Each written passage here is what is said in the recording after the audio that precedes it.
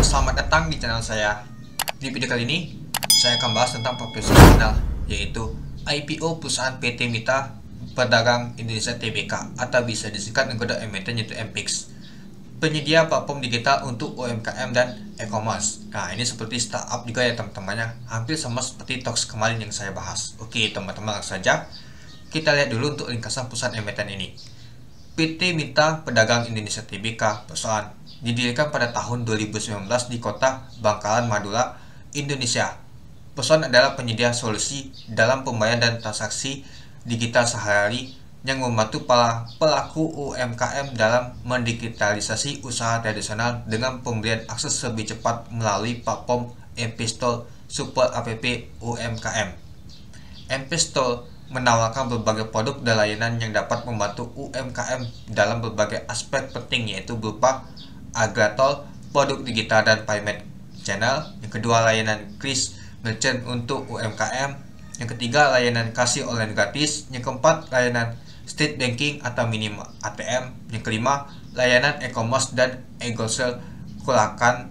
Yang keenam, yaitu layanan agen logistik. Yang ketujuh, layanan akses pemodalan, yaitu kredit usaha rakyat. Yang kedelapan, hingga quick e-commerce mini web untuk mempermudah UMKM berjalan ke pelanggan.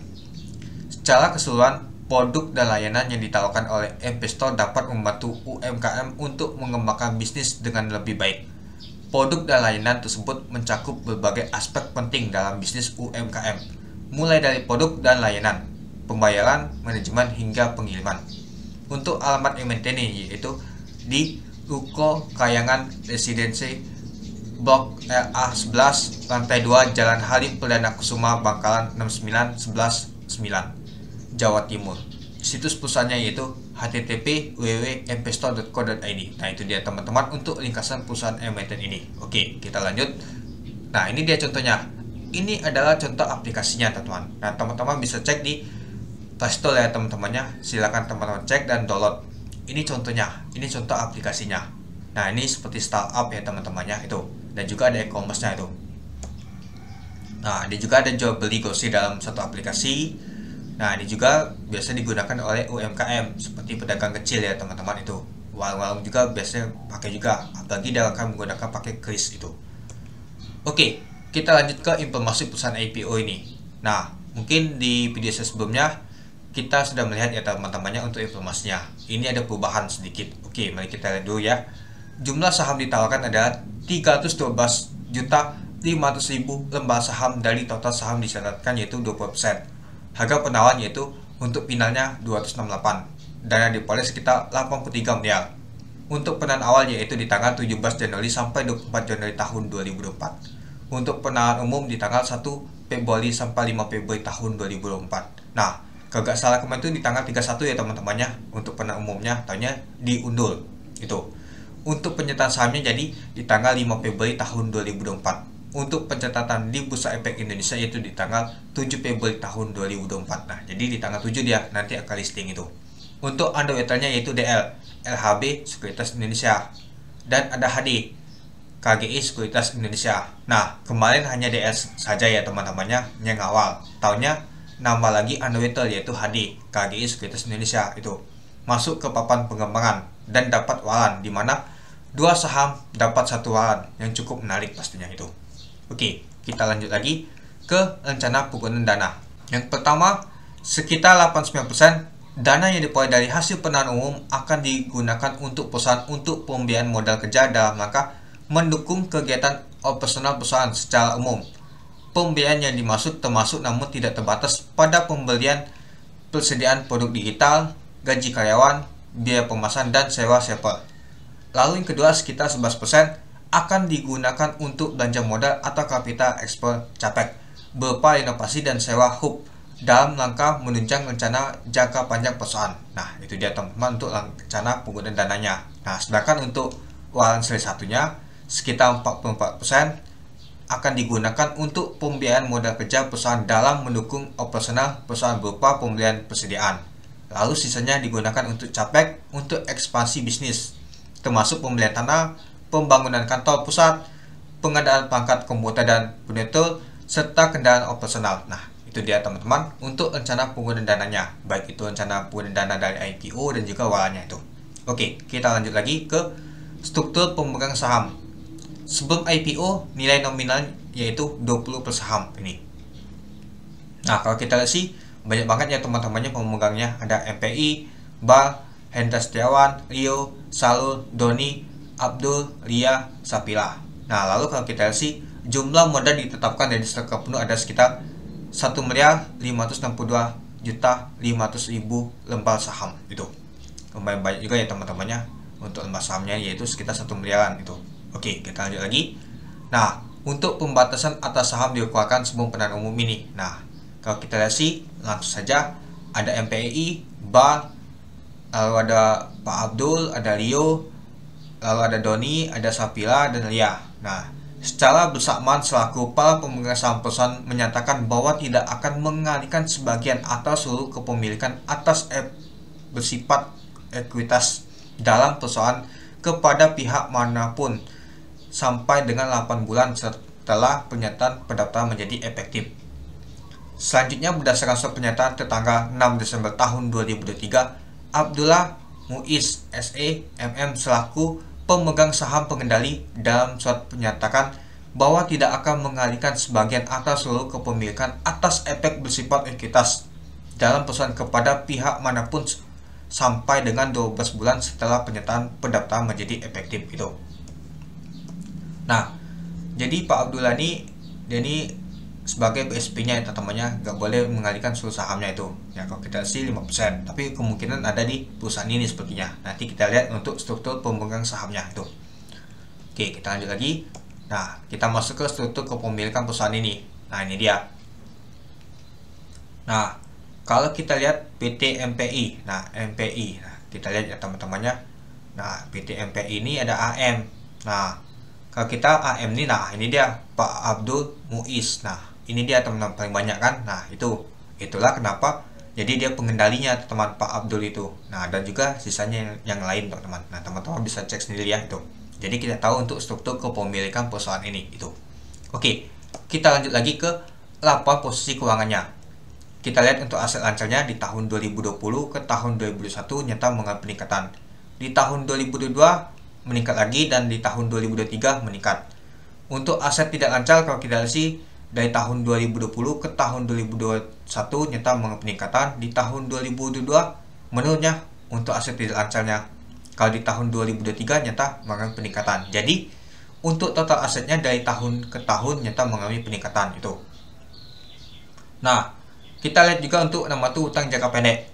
Kalau kita lihat sih dari tahun 2020 ke tahun 2021 mengalami penurunan. Tapi di tahun 2022 dia mengalami peningkatan sama seperti tahun 2023 meningkat juga. Nah, untuk jangka panjangnya kalau kita lihat sih di tahun 2020 ke tahun 2021 nyata mengalami penurunan. Nah, di tahun 2022 menurun lagi untuk jangka panjang yang untuk utangnya. Tapi di tahun 2023 meningkat lagi untuk utangnya. Jadi untuk di tahun 2020 ke tahun 2021 untuk total hutangnya yaitu mengalami penurunan. Di tahun 2022 nyata meningkat lagi untuk total hutangnya. Lalu di tahun 2023 meningkat lumayan juga sih teman-teman itu. Jadi untuk ekuitasnya dari tahun ke tahun nyata mengalami peningkatan itu. Oke, kita lanjut lagi ke laporan laba rugi dan penghasilan komprehensif lainnya. Kita lihat untuk pendapatannya. Nah, kalau kita lihat sih dari tahun ke tahun nyata mengalami peningkatan.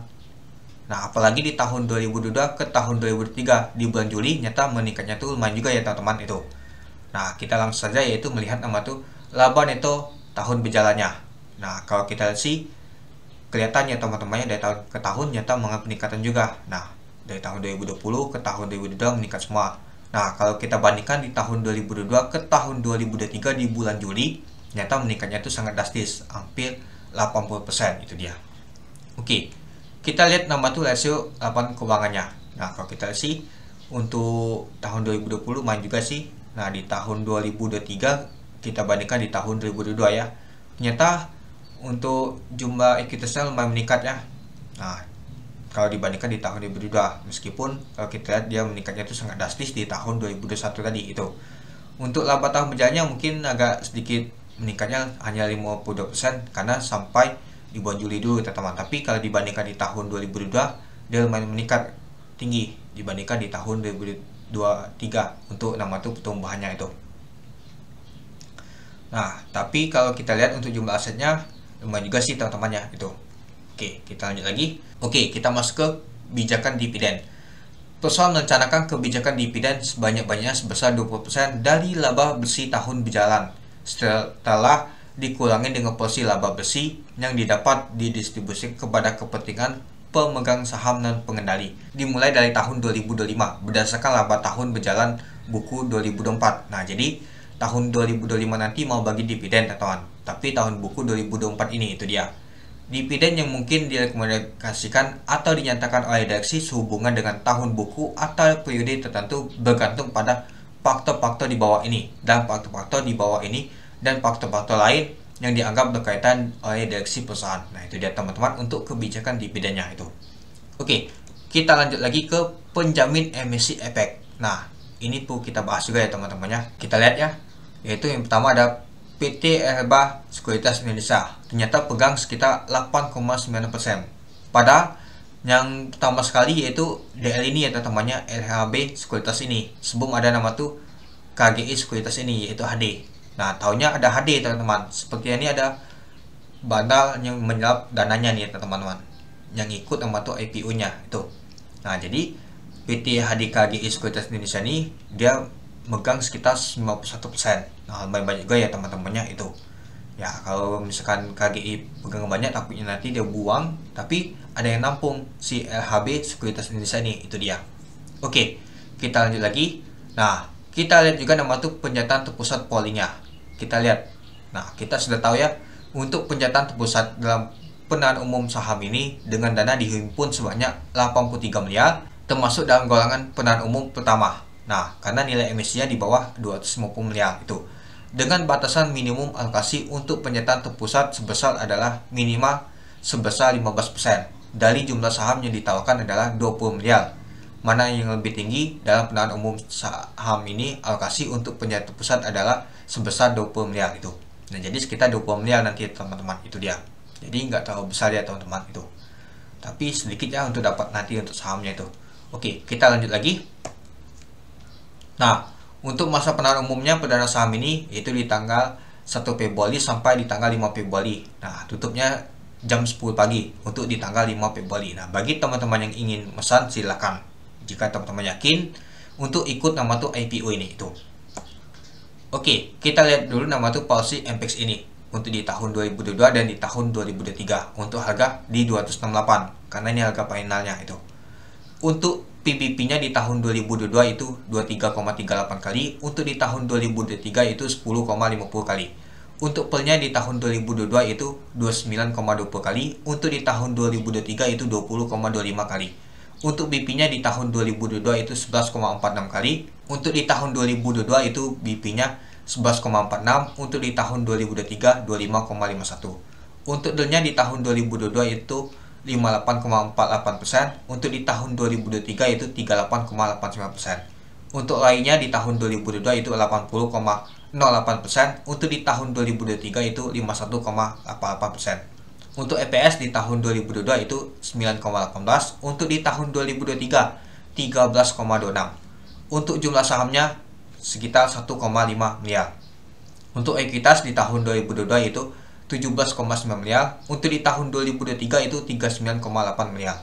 Untuk laba bersihnya di tahun 2022 itu 14,3 miliar, untuk di tahun 2023 itu 20,6 miliar. Untuk total hutang di tahun 2022 itu 10,4 miliar, untuk di tahun 2023 itu 15,5 miliar.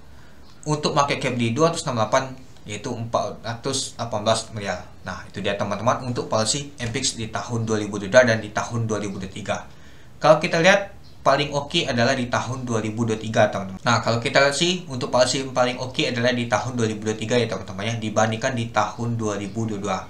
Ya, karena untuk PBB-nya di tahun 2022 lebih besar ya dibandingkan di tahun 2023. Sekitar 100% perbandingannya. Lumayan juga sih menurut saya itu. Jadi, kalau dia ngambil di tahun 2023 menarik banget ya teman-temannya untuk policy-nya itu. Oke. Kita masuk kesimpulan. Yang pertama, kinerja perusahaan saham MPX dari tahun 2020 ke tahun 2023 mengalami peningkatan dari segi pendapatannya, seperti yang kita lihat tadi. Yang kedua, tujuan pengguna dana lumayan menarik untuk modal kerja dan belanja modal. Yang ketiga, untuk underwriter dari IPO saham MPIX adalah DL dan HD. Secara histori yang dikawal DL sering lock Allah, belum pernah ditutup merah. Tapi ada HD, kurang menariknya, karena hari pertama sering buang barang. Tapi HD dan DL collab berhasil kemarin bawa CBL 2 kali Allah. Oke, mari kita lihat dulu untuk terikutnya teman-teman. Nah, kita lihat yang nama itu LHB Sekuritas, yaitu DL. Nah, kalau kita sih untuk di tahun 2018 dia Allah semua. Di tahun 2019 Allah, di tahun 2020 Allah, di tahun 2021 1 kali Allah. Nah, yang baru ngawal di tahun 2023 kemarin ada CBL, yaitu 2 kali Allah. Nah, itu. Lalu kita lihat yang itu KGI Sekuritas Indonesia HD. Nah, CBL juga teman-teman 2 kali Allah. Jadi sama ya teman-temannya. DL dan HD ngawal CBL nyata bisa bawa 2 kali Allah itu. Lalu ada bimbel 6 kali ALB papan akasasi, putul, kuning, men 4 kali ALB, jati 2 kali Allah, do 5%, plok 13%, STLK 4 kali Allah, dan kokat 32% itu. Nah, yang saya tahu kalau KGI ngawal ini, yaitu HD ini sering banget nama tuh buang barang. Tapi kalau misalkan dia buang barang, pasti ada tampung. Nah, kalau ada sendirian itu agak ngeri. Biasanya dia buang barang, nggak ada tampung ya, takutnya nanti turun teman-teman, itu. Tapi kalau kita lihat untuk HD ini, kalau dia collab, pasti sukses dia teman-teman, itu. Biasanya ditutup di zona hijau, itu aja. Tapi kalau kita lihat seperti story, seperti CBL kemarin, dia 2 kali Allah teman-teman dia ngawal, itu. Kalau dia collab sama DL, nah, itu dia. Semoga saja tidak mengecewakan nanti itu. Yang keempat, bersama listing saham MPIX memberikan waran yang dimana 2 saham dapat 1 waran yang sangat menarik. Apalagi waran sekarang digoreng terus ke atas 50 dan harga tembus untuk warannya yaitu 850. Mau gak mau untuk induknya harus di 1000 jika mau tembus warannya. Jika harga induknya 500 teman-teman dan mau tembus warannya 850, ya itu rugi teman-teman. Mau gak mau ke 1000 biar nama tujuan itu. Misalkan dia agak tembus ke 1000 atau setidaknya di 900 saja teman-teman. Kalau misalkan nggak sampai sana, ya sudah, jangan ditembus teman-teman itu. Nah, yang kelima, IPO saham MPIX policy agak mahal ya dan kurang menarik untuk jangka panjang, apalagi startup. Rata-rata saham startup banyak rugi, jarang untung dan bangkrut. Goto dan buka aja untuk startup besar masih rugi, padahal sudah menyasar ke UMKM itu. Yang keenam, IPO saham MPIX ternyata tidak listing sendirian, barengan sama IPO saham Torx, UNTD, dan juga Hygiene dan lain-lain teman-teman. Sama-sama saham teknologi untuk Torx ini teman-teman, bergerak di startup juga. Yang mana paling gacor nanti kita lihat ya teman-teman ya, antara MPIX dan Torx. Yang mana yang paling gacor teman-teman, maksudnya bisa berapa kali atau kenaikannya berapa persen nanti kita lihat ya teman-temannya dalam waktu 1 minggu atau dalam 1 bulan itu. Yang ketujuh, IPO saham MPIX lebih cocok memanfaatkan momentum jangka pendek aja teman-teman, YPC aja. Apalagi IPO sekarang naiknya tidak seperti dulu, banyaknya gocekan teman-teman. Terus juga kita belajar dari SMGA kemarin, bandal aja taunya kena guyul oleh underwriternya teman-teman, dimakannya pada saat Allah. Nah, jangan sampai seperti itu teman-teman. Jadi kita nih kalau mau ikut IPO sekarang ini YPC aja, yang penting cuan. Jangan nama tuh agak saka, mana-mana mata taunya diguyul teman-teman itu. Ya, melihat IPO sekarang ini ya kurang bagus banget ya teman-temannya. Nggak seperti dulu. Kalau dulu enak banget. Nah, ini apalagi ada bandar IN pastinya langsung jual barang dia teman-teman. Kemarin aja SMG aja bom barang dia pertama teman-teman, di menit pertama untung masih lokal lagi, tahunya masih tetap aja kena guyur oleh si underwriternya. Jadi kita untuk main IPO sekarang ini hati-hati. Misalkan kalau misalkannya nggak kuat nanti saya akan bisa saja nanti take profit teman-teman, tapi lihat kondisi dulu apakah kuat naik atau tidak itu. Kemungkinan juga untuk penjatuhannya sedikit seperti itu teman-teman, kalau banyak yang ikut untuk MPIX ini itu. Nah, apakah teman-teman akan ikut untuk MPIX ini? Kalau teman-teman ikut silahkan untuk dipesan. Kalau teman-teman masih ragu atau tidak yakin, ya mungkin skip saja. Atau teman-teman mau bagi dananya ke IPO lain juga silahkan ya teman-teman. Itu semua tergantung sama teman-teman, itu aja. Kalau teman-teman tanya apakah saya ikut, saya akan ikut ini untuk MPIX ini tuh. Oke, mungkin itu saja sih teman-teman untuk video saya tentang pembahasan untuk IPO saham MPIX ini. Oke, sekian dulu video saya. Terima kasih sudah menonton. Salam cuan.